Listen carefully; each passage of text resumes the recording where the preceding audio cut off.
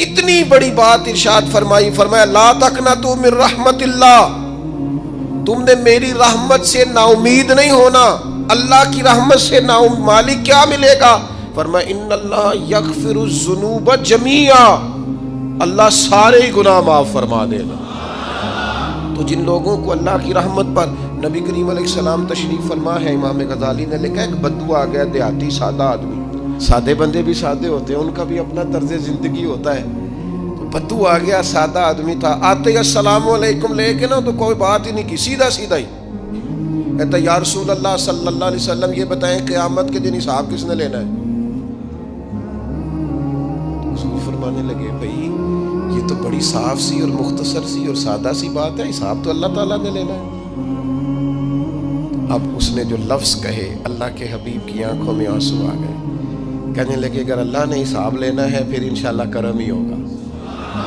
تو حضور فرمانے لگے تمہیں یہ امید کس طرح ہے؟ تو عرض کرنے لگے یا رسول اللہ کریم جب غالب آتا ہے تو معاف ہی کرتا ہے، جب کریم کا غلبہ ہوتا ہے نا، کریم بندہ جب کسی پہ قبضہ کر لے تو پھر معاف کرتا ہے، تو اللہ تو سب سے بڑا مہربان ہے۔ وہ بات کی اور اگلا جملہ ہی کوئی نہیں کہا، وہ چلے گئے۔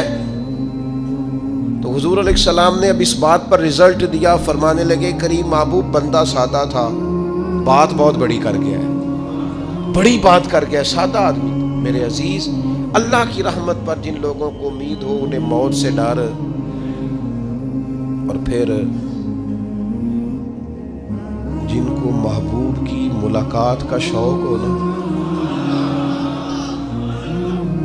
ہم نے جان دے دی وعدہ دیدار پر، ہم سے وعدہ کیا گیا تھا کہ تم مرو گے نا تو تمہیں دیدار ملے گا، تو ہم نے جان ہی دے دی وعدہ دیدار پر، جان ہی دے دی وعدہ دیدار پر۔ اور پھر فرماتے ہیں نقد اپنا دام ہو ہی جائے گا، فرماتے ہیں ہم نے جان دی ہے اس وعدے پر کہ وہ ملے گا، تو امید ہے کہ یہ سودا ادھار نہیں، جیسے ہی قبر میں جائیں گے سامنے حضور کی زیارت نصیب ہو جائے گی۔ اس لیے لحد میں بھی عشق رخ شاہ کا داغ لے کے چلے، اندھیری رات سنی تھی سو چراغ لے کے چلے۔ یہ حدیث آپ نے بھولنی نہیں، یہ تنہائیوں میں یاد رکھنے کی روایت ہے، یہ تنہائیوں میں پڑھنے کی روایت ہے۔ یہ اپنے ذوق کو تازہ، جو لوگ کہتے ہیں نا وجد سرور کیف میں جانا چاہتا ہوں، وہ مشکات شریف کی اس حدیث کو دیکھے۔ اللہ کے حبیب علیہ السلام نے فرمایا لوگوں میں تمہیں بتاؤں قیامت کے دن اللہ تعالیٰ بندوں سے پہلا سوال کیا فرمائیں گے اور بندے اس کا جواب کیا دیں گے؟ یا رسول اللہ کرم فرمائیے بتائیے۔ تو کریم فرمانے لگے اللہ تعالیٰ قیامت کے دن بندوں سے سب سے پہلا سوال، اگرچہ بعض اور احادیث میں اور سوالات بھی آئے ہیں قیامت میں جو سب سے پہلے ہوں گے، لیکن اس حدیث میں یہ والا سوال حضور نے بیان فرمایا۔ حضور فرمانے لگے اللہ قیامت کے دن اپنے بندوں سے سب سے پہلا سوال یہ فرمائے گا کیا تم میری ملاقات کو پسند کرتے تھے؟ اوئے ہوئے ہوئے، کیا تمہارا ملنے کو جی چاہتا تھا؟ کبھی اے حقیقت منتظر نظر آ نہ لباس مجاز۔ اقبال کہتے ہیں تیرے کرم اتنے ہیں دل کرتا ہے تجھے دیکھیں، کبھی کبھی اے حقیقت منتظر نظر آ نہ لباس مجاز میں، لاکھوں سجدے تڑپ رہے ہیں میری جبین نیاز میں، تمہارا دل کرتا تھا مجھ سے ملنے کو؟ حضور فرماتے بندے عرض کریں گے مالک بڑا دل کرتا تھا۔ تو پھر اللہ فرمائیں گے یہ گفتگو کی معنویت تو دیکھو یار، اس کا حسن تو دیکھو۔ اللہ پھر پوچھیں گے کیوں دل کرتا تھا تمہارا؟ دل کرتا تھا تو کیوں کرتا تھا؟ عرض کریں گے مالک اس لیے کہ ہمیں امید تھی کہ تو معاف بھی کر دے گا، رحمت بھی فرمائے گا، اس معافی کی امید پر دل کرتا تھا تو ملے۔ حضور فرماتے ہیں پھر رب فرمائے گا مجھ پر واجب ہے، میں نے اپنے کرم سے واجب کر لیا ہے کہ آج تمہیں جنت عطا کروں گا۔ یہ جو ملاقات ہے نا، ملاقات کہ وہ ملیں گے، ان سے ملاقات ہوگی۔ عمر بیت گئی نا نام جپتے، عمر بیت گئی نا تذکرہ کرتے، ہم سے بھی لوگ پوچھتے ہیں کیا کمائی کی، کیا زندگی میں حاصل کیا، تو ہم کہتے ہیں شرق سے غرب تک ملک کے ایک کونے سے لے کر دوسرے کونے تک مدینے والے کی بات کی، حضور کا ذکر کیا ہے۔ نبی پاک کے میں اپنی حیاتی تو قربان تھی، وہاں ساری محمد محمد پکیندے گزر گئی ساری۔ یہ اعزاز ہے، یہ کرم ہے۔ اب کیا ہوتا ہے، گناہگار لوگ ہیں، اتنا بڑا دعویٰ تو نہیں کر سکتے، لیکن دل تو چاہتا ہے نا کہ چلو جس کا نام لیا ہے اس کی کبھی زیارت بھی ہو، کبھی ملاقات بھی ہو، کبھی نظر کرم بھی ہو۔ کسی نے اپنے محبوب سے کہا تھا کہ ذرا ایک نظر مجھ پہ بھی کیجئے، تو قریب بیٹھے ایک شخص نے کہا یار تو نے بڑا دعویٰ کیا ہے، جو محبوب ہوتے ہیں ان کو تکلیف نہیں دی جاتی، تو کہتا ہے پورا چہرہ ہی تیری طرف پھیرے۔ تو پھر اس نے اس درویش سے پوچھا کہ میں بھلا پھر کیا کروں، میرا دل تو میرا بھی کرتا ہے نا، چلو یہ تو آپ کی بات ٹھیک ہے کہ اب میں محبوب سے کہوں کہ اتنی تکلیف کرے کہ میری طرف پورا رخ پھیرے تو ٹھیک نہیں، تو پھر بتائیں میں کیا کروں؟ تو اس نے کہا ان راہوں میں کھڑا ہو جا جن راہوں کی طرف وہ کریم دیکھتا ہے۔ چلو اسی با کردار کو دیکھتے دیکھتے بیچ میں تیرے اوپر بھی نظر، مجھ پہ محشر میں نصیر ان کی نظر پڑ ہی گئی، مجھ پہ محشر میں نصیر ان کی نظر، اوئے ہوئے اللہ کرے آپ کو بھی وہ لطف آئے جو مجھے آ رہا۔ کہتے مجھ پہ محشر میں نصیر ان کی نظر، یہ انتہائی عاجزی ہے کہنے والے کی۔ اس نے بالکل اپنے آپ کو ختم کر کے کہا کہ میں قابل تو نہیں تھا، اور میں پھر تکلیف دیتا کہ میری طرف دیکھیں، اسپیشل میرے لیے وقت نکالیں۔ پر کرم یہ ہوا کہ مجھ پہ محشر میں نصیر ان کی نظر پڑ ہی گئی۔ کہنے والے اسے کہتے ہیں خدا کا کرنا، کہنے والے اسے کہتے ہیں خدا کا کرنا۔ اللہ نے کیا کہ نظر مجھ پر پڑ ہی گئی، اور جب پھر پڑ گئی تو تیری ایک نظر کا کمال ہے اور میری زندگی کا سوال ہے۔ بس جب پڑ گئی تو سو پھر پڑ گئی۔ موت سے وہ بندہ کبھی نہیں ڈرتا جسے ملاقات کا شوق ہو، ملنا چاہے داتا علی اجویری سے اور موت سے ڈرے، ملنا چاہے حضرت غوث پاک جیلانی سے اور پھر موت سے ڈرے۔ زندگی گزری ہو علی علی کرتے پھر موت سے ڈرے، عمر بھر سیدنا عثمان غنی کی سخاوت کی بات کی ہو اور پھر جنت میں جا کے ان سے ملنے کا شوق پیدا نہ کرے، ساری زندگی سیدنا فاروق کا عدل بیان کیا ہو، ساری زندگی ان کے انصاف کا تذکرہ کیا ہو، پوری امت کو بتایا ہو کہ اگر جینا چاہتے ہو تو عمر کے رستوں پر چلو، اور پھر یہ موت سے ڈرے اور مر کے جناب فاروق اعظم کی زیارت کو پسند نہ کرے۔ جسے صدیق کی وفائیں یاد ہو، جنہیں جناب ابو بکر صدیق کا عشق یاد ہو، وہ پھر ان کی زیارت نہ کرنا چاہے اور ساری عمر حضور کی نعت پڑھی ہو۔ مانا نہیں آتا تھا پھر بھی کہا بلغ العلا بکمالہ کشف الدجا بجمالہ حسنت جمیع خصالہ صلو علیہ والہ سے نہیں ترجمہ آتا تھا، پر جب بھی کو پڑھتا تھا یہ بھی جھومتا تھا مولا یا صلی وسلم دائماً۔ میں آپ کو بتاتا ہوں توتلا آدمی، توتلا اور دیوانہ مجذوب بیچارہ، سمجھ نہیں، توتلا بولنا بھی ٹھیک نہیں آتا۔ مجھے نماز کا سلام پھرا تو وہ جلدی آ گئے، وہ ایک مجذوب آدمی تھے، سادے تھے، تو سلام لی تو کہنے لگے میں گل کرنی سی، تو میں نے ان سے کہا کہ تھوڑی دیر کے بعد ملتے ہیں۔ سادہ آدمی ہے، اللہ مجھے معاف کرے، میں کوئی نقل تو نہیں ان کی اتار سکتا، اس زبان کو ہم توتلی نہیں کہتے، ہم اس زبان کو بلالی زبان کہتے ہیں۔ یہ بڑی خوبصورت زبان ہوتی ہے، یہ جو توتلے لب و لہجے ہوتے ہیں نا، وہ جب بچہ پوری طور پہ اماں نہیں کہہ سکتا، توتلا ہوتا ہے تو کوئی مزہ آتا ہے اماں کو اماں کہلوانے میں۔ جب وہ پوری طور پر باپ کو بابا نہیں کہہ سکتا اور توتلا ہوتا ہے تو کوئی مزہ آتا ہے کہنے میں۔ وہ جب دادی نانی دادا کہتا ہے تو دادے کا دل کرتا ہے یہ 100 بار کہے، چونکہ اسے کہنا نہیں نہ آتا، لیکن اس توتلاہٹ میں جو اس کو لطف آتا ہے۔ مجھے بڑے لوگ آ کے شعر سناتے ہیں، میں نے بڑے خوشگلو نعت خوانوں سے زندگی میں سنا ہے، وہ صاحب میرے پاس آئے اور میں نے کہا بعد میں ملیں گے، تو سادہ آدمی ہے، مجذوب ہے، پورا شعور نہیں رکھتا، مجھے کہنے لگا مصطفیٰ جان رحمت کے بعد، مصطفیٰ جان رحمت پہ لاکھوں سلام کے بعد، یعنی معنی یہ تھا کہ سلام کے بعد، تو اب بڑے بڑے سریلے بندوں سے بھی بندہ سنتا ہے میرا دل کرے، اور میں نے جان بوجھ کے ان سے کہا اے دوبارہ کیا جائے ذرا، کیونکہ توتلے تھے نا. میں نے کہا تو کہنے لگے مصطفیٰ جان رحمت پہ لاکھوں سلام کے بعد او میرے عزیز یاد رکھو ساری زندگی حضور کی نعتیں پڑھی، نبی پاک کے تذکرے سنے، اب موت سے ڈر جائیں؟ حالانکہ موت تو ایک پل ہے، پل سے گزریں گے تو سامنے اللہ کا دیدار بھی ہوگا، مدینے والے کی زیارت بھی نصیب ہوگی. تو زیارت ہوگی اور ہر نظر کانپ اٹھے کہ محشر کے دن خوف سے ہر کلیجہ دہل جائے گا، اوڑھ کر کالا جبہ وہ آ جائیں گے اور سارے محشر کا نقشہ بدل جائے گا. یہ موت کا خوف نکالنے والی چیزیں ہیں، ڈر. اچھا مجھے ایک بات بتائیں، یہ میں امید کی بات کرنے لگا ہوں، چلیں اب یہ بات تو مشکل ہے پر کرنی پڑے گی، مجبوری ہے. کبھی کبھی ابا جی سے مار بھی پڑ جاتی ہے بندے کو، گھر میں کوئی 2-4 لگ بھی جاتی ہیں، تو اس وقت نا جو سب سے بڑا سہارا کسی کو نصیب ہوتا ہے وہ یہ ہوتا ہے کہ اللہ کرے اماں گھر میں موجود ہو. اور میں نے دیہاتوں میں کئی مائیں ایسی دیکھی ہیں جو بیٹے کے حصوں کی مار کھاتی ہیں. ابا نے ڈنڈا لے لیا ہے بیٹے کی غلطی پہ، اب اماں بیچاری سامنے ہو گئی ہے، 2-4 اس نے بھی کھا لی.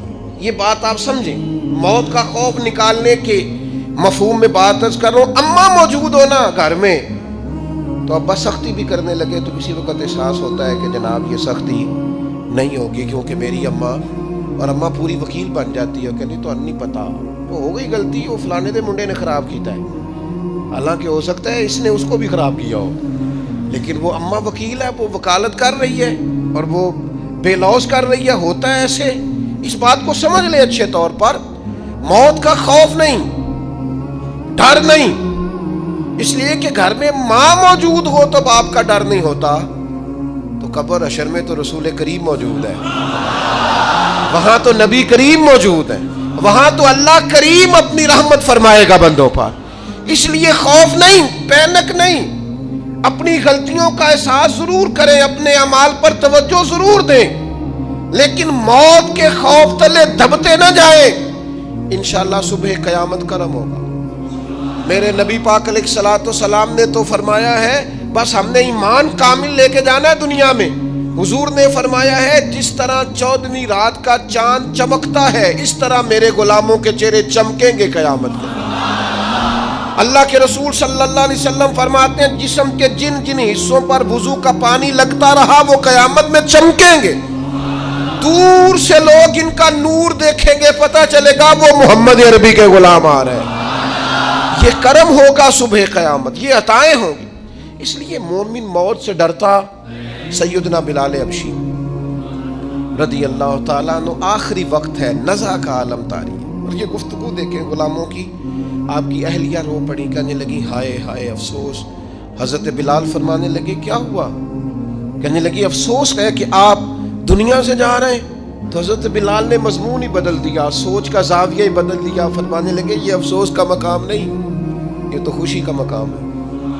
اس لیے کہ میری آج آنکھیں بند ہوں گی، قبر میں کھلیں گی، مدینے والے محبوب سے بھی ملوں گا، حضور کے غلاموں سے بھی ملوں گا صلی اللہ تعالی علیہ وسلم. تو موت تو مقام مسرت ہے، اور اگر یہ مل جائے زندگی میں. ایک بدو ایمان لے آئے، ابن ماجہ میں موجود ہے. حضرت ابو ہریرہ رضی اللہ تعالیٰ عنہ حدیث کے راوی ہیں، فرماتے ہیں ایک بدو ایمان لائے اور انہوں نے حضور علیہ السلام کے ساتھ ہجرت بھی کی. ابن ماجہ میں موجود ہے. تو نبی پاک علیہ السلام نے نا انہیں ایک صحابی کے ساتھ کر دیا. اب ان کے کام کاج میں مصروف ہو گئے ان کے ساتھ. تو حضور علیہ السلام نے نا ایک جگہ سے مال غنیمت آیا. تو طریقہ مبارکہ یہ تھا کہ مال غنیمت میں سب کو حصہ دیا جاتا تھا. اگرچہ وہ جہاد پہ نہیں گئے لیکن حضور نے انہیں بھی حصہ دیا. تو وہ صحابی تو رو پڑے، عرض کرنے لگے حضور میں اس کے لیے تو ایمان نہیں لایا تھا. حضور نے فرمایا پھر بتائیے. گرچہ حضور جانتے ہیں کس لیے لائے تھے. عرض کی حضور میں تو اس لیے ایمان لایا تھا کہ میں رب کی راہ میں لڑوں گا اور میں اپنی جان پیش کروں گا. میں شہادت کے لیے ایمان لایا تھا، مجھے یہ مال دولت نہیں چاہیے. تھوڑی ہی دیر گزری کہ ایک اور مارکے کا اعلان ہو گیا، جنگ کا اعلان ہو گیا. حضور نے فرمایا چلو. وہ گئے اور چند ہی لمحے گزرے کہ وہ میدان میں اترے اور پھر شہید ہو گئے. صحابہ کرام ان کی مقدس لاش مبارک کو اٹھا کے محبوب کے قدموں میں لائے تو نبی کریم نے کیا خوبصورت بات ارشاد فرمائی. حضور فرمانے لگے دیکھو اس نے اللہ کی تصدیق کی ہے تو رب نے بھی اس کی تصدیق فرما دی. اور پھر یہ دو جملے محبوب کہتے کہتے اٹھے اور پھر حضور نے اپنا جبہ مبارک اتارا اور اتار کے فرمایا اس بندے کو نہ اس جبے میں کفن دے دو, اس میں اسے کفن دو, اس لیے کہ تو شہادت کے لیے ایمان لایا, موت کی آنکھوں میں آنکھیں ڈال کے جیا, اپنی زندگی کمزور نہ گزاری. مسلمانوں پہ کافر کا رعب طاری ہو گیا ہے. ایک تو ہوتا ہے نا کہ کوئی مدد کرنا, کوئی آگے بڑھنا, فلسطین کا نام تک نہیں لے رہے حکمران زبان سے, ذکر تک نہیں کر رہے, چینل ذکر نہیں کر رہے. اتنا رعب, اتنا کفر کا خوف, صرف اس لیے کہ ہمیں موت کا ڈر ہے. مر جائیں گے تو بستر پہ نہیں مریں گے, بیماریوں سے نہیں مر جاتے لوگ. خدا کے بندو اپنی زندگی میں اتنا خوف اگر موت کا پیدا کر لو گے. حضرت سعید ابن جبیر رضی اللہ تعالیٰ عنہ بہت بڑے فقیہ تھے. حجاج بن یوسف نے بلایا اور کہنے لگا میں تمہیں موت دینے لگا ہوں, مار دوں گا تمہیں. بڑا ظالم آدمی تھا, بڑے لوگ اس نے قتل کیے تھے. حضرت سعید رضی اللہ تعالیٰ عنہ مسکرا پڑے اور غصے میں آیا, کہنے لگا کیوں ہنستے ہو؟ فرمانے لگے تو بڑا بیوقوف ہے, تجھے کس نے کہا زندگی اور موت تیرے ہاتھ میں, یہ تو تب آئے گی جب میرا رب چاہے. کہنے لگا لے جاؤ ان کو اور جا کے قتل کر دو. تو وہ جب جلاد لے جا رہے تھے تو آپ اور کھل کے مسکرائے, ہنسے. یہ آپ کی طاقت ہے کہ موت کو دیکھ کے مسکراہٹ ہو, لبوں پہ تبسم رقصہ ہو, مسکرائے. جب آپ مسکرا رہے تھے تو اس کو اور غصہ آیا, واپس بلایا. کہنے لگا مسکراتے کیوں ہو؟ فرمانے لگے تیری جرت پہ مسکرا رہا ہوں اور اس بات پہ مسکرا رہا ہوں کہ رب کتنا بے نیاز ہے, تیرے جیسے لوگوں کو بھی مہلت دے رکھی ہے. کتنا بے نیاز ہے, تیرے جیسے لوگوں کو مہلت. اور غصے, کہنے لگا میرے سامنے قتل کرو. حضرت سعید ابن جبیر رضی اللہ تعالیٰ عنہ نے منہ کعبے کی طرف کر کے پڑھنا شروع کیا, انی وجہت وجہی للذی فطر السماوات والارض حنیفا وما انا من المشرکین. آپ یہ پڑھ رہے تھے تو کہنے لگا اس کا منہ کعبے سے پھیر دو. کعبے سے منہ پھیرا تو آپ فرمانے لگے تو بڑا ہی بیوقوف ہے, میرا رب کو صرف کعبے کی طرف مقید ہے, وَلِلَّهِ الْمَشْرِقُ وَالْمَغْرِبُ فَأَيْنَمَا تُوَلُّوا فَثَمَّ وَجْهُ اللَّهِ. چہرہ پھیر دیا جب اس نے تو آپ فرمانے لگے مشرق بھی اللہ کا, مغرب بھی اللہ کا. اور اللہ فرماتا ہے تم جدھر بھی منہ کرو ادھر ہی اللہ کی رحمت ہے. یہ پڑھا تو اب اس نے لٹایا, اور جب وہ آپ کو قتل کر رہا تھا تو حضرت سعید ابن جبیر کی ایک زوردار آواز گونجی. فرمایا یاد رکھنا مجھے اسی طرح قتل کرنا جس طرح تم خود قیامت میں قتل ہونا پسند کرتے ہو. میرا آخرت پر یقین کامل ہے, محشر میں عدالت لگے گی, میں تمہیں قتل کروں گا میں. حضرت سعید ابن جبیر کی وہ جرت تھی کہ دربار سارا لرز گیا حجاج کا. حضرت سعید ابن جبیر رضی اللہ تعالیٰ عنہ کہنے لگے اللہ اسے میرے بعد کسی پر مسلط نہ کرنا, میرا قتل آخری ہو, میرے بعد نہ ہو. ڈر گئے لوگ, سہم گئے. اور وہ جو جلاد آپ کو قتل کر رہا تھا اس کے بھی ہاتھ کانپ رہے تھے. اتنی جرت, موت کا ایک منٹ کے لیے خوف نہیں.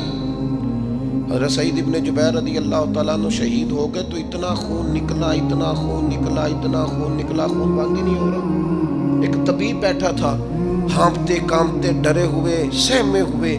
حجاج کہنے لگا اسے اتنا خون؟ تو کہنے لگا بادشاہ میں نے سالوں مریض دیکھے ہیں, اس کو پتہ چل جائے نا مرنے والا ہوں وہ تو اتنا خوف میں آتا ہے, پہلے ہی اس کا سارا خون جم جاتا ہے اور سکڑ جاتا ہے اور اس کا خون جل جاتا ہے. یہ جو بندہ تم نے شہید کیا ہے نا اس میں ایک رتی برابر بھی موت کا خوف نہیں, موت کے خوف سے بے نیاز تھا, اتنا خون نکلا. حضرت سعید ابن جبیر شہید ہوئے اسی دن حجاج کے پیٹ میں درد شروع ہوا. صرف 15 دن حجاج بعد میں زندہ رہا ہے, 15 دن, اور ساری رات تڑپتا تھا, کہتا تھا مجھے خواب میں آ کے پیروں سے گھسیٹتے. حضرت سعید ابن جبیر چلاتا تڑپتا 15 دنوں کے اندر. طبیبوں نے کہا تیرا جو مرض ہے یہ کوئی آسمانی عذاب ہے. میرے عزیز موت سے ڈرے نہیں بلکہ جو ظالم ہو ان کو ڈرا دیں, یہ مومن کی شان ہے. اپنی زندگی کے اندر سے موت کا خوف نکال دیں، تاکہ زندگی کے جو دن ہیں وہ جیے تو جا سکیں، وہ انسان مضبوطی سے وقت سے گزار سکے۔ حضرت علی شیر خدا رضی اللہ تعالیٰ عنہ نا وہ جیکٹ نہیں پہنتے تھے جنگی، جو کمر پہ پیچھے لوگ پہنتے تھے نا، تلوار کوئی مارے تو زخم نہ ہو۔ تو کسی نے مولا علی شیر خدا رضی اللہ تعالیٰ عنہ سے فرمایا پشت پر آپ وہ جیکٹ نہیں پہنتے لوہے کی؟ آپ فرمانے لگے پشت تو دکھانی نہیں تو کہنے لگے موت سے ڈر نہیں آتا؟ فرمایا بالکل بھی نہیں، اور فرمایا مجھے بالکل ڈر نہیں آتا کہ میں موت پر آ گروں یا موت میرے اوپر جا گرے۔ ہم تو شہادت حضرت خالد بن ولید رضی اللہ تعالیٰ عنہ ایک دن نوجوانوں کو خطاب کرتے کرتے کہنے لگے موت سے کبھی نہ ڈرنا، میں نے ساری زندگی جنگوں میں گزاری ہے، میرے وجود پر ایک ذرہ بھی جسم کا حصہ ایسا نہیں جس پر زخم نہ ہو۔ اور جو کہتے کہتے رو پڑے، فرمانے لگے یہ بات کرتے کرتے رو پڑے، فرمانے لگے دیکھ لو زندگی ساری میدانوں میں گزاری ہے، لیکن شہادت اللہ تعالیٰ نے میرے لیے وہاں نہیں لکھی تھی، یہاں اللہ تعالیٰ نے اپنی رحمت کے لیے موت میرے لیے لکھی تھی۔ تو یہ تو اللہ کا کرم ہے۔ قریب ایک بزرگ صحابی اور بیٹھے تھے، فرمانے لگے آپ کی نیت شہادت کی تھی، انشاءاللہ آپ قیامت میں شہیدوں میں ہی کھڑے کیے جائیں گے۔ تو میرے عزیز خوف نہیں موت کا۔ آخر میں 2-3 گزارشات عرض کرنی ہے۔ ایک تو میری آپ سے گزارش ہے، جنہوں نے ابھی تک قرآن مجید کی تلاوت شروع نہیں کی، وہ ابھی سے آج سے 10 منٹ ٹائم ہو تو مسجد میں بیٹھ کے ایک رکوع پڑھ کے جائیں، قرآن مجید نہیں چھوڑنا۔ رمضان کا تعارف یہ ہے کہ شہر رمضان الذی انزل فیہ القرآن، تو قرآن مجید سے دلچسپی۔ دوسری میری گزارش ہے راشن بانٹنے والوں سے بھی کہ مہربانی کریں لائنوں میں لگانا چھوڑ دیں، اور لینے والوں سے بھی میری عرض ہے کہ اللہ تعالیٰ سارا سال عطا کرتا ہے، 3-4 ہزار کے لیے کیوں اپنے آپ کو آپ تکلیف میں ڈالتے ہیں؟ سارا سال اللہ دیتا ہے۔ اور پھر میری آپ سے یہ بھی اپیل ہوگی کہ طبیعتوں میں حلم پیدا کریں، بردباری پیدا کریں، یہ بڑی ضروری چیز ہے۔ مثبت سوچیں لائیں، روزہ ہماری تربیت کرتا ہے۔ اور پھر آپ سے یہ بھی اپیل کروں گا رمضان شریف کی مقدس گھڑیوں میں صرف اپنے لیے نہیں سوچے، امت کے لیے سوچیں، بالخصوص فلسطین کے مسلمانوں کے لیے کم از کم دعا مومن کا ہتھیار ہے، وہ تو جم کے کریں اللہ کے حضور۔